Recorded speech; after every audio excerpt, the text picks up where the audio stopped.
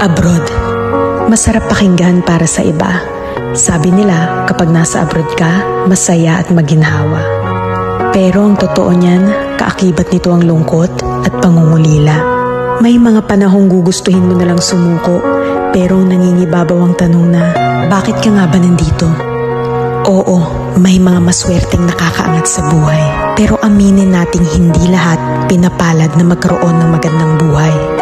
Basta tandaan mo, lahat nagsisimula sa pinakababa bago ka makarating sa itaas. Kapalit ng bawat paghihirap ay ang buhay na pinapangarap. Walang imposible sa taong may tiyaga. Magugulat ka na lang, napalitan na ang mga salitang pagod na ako ng buti na lang hindi ako sumuko.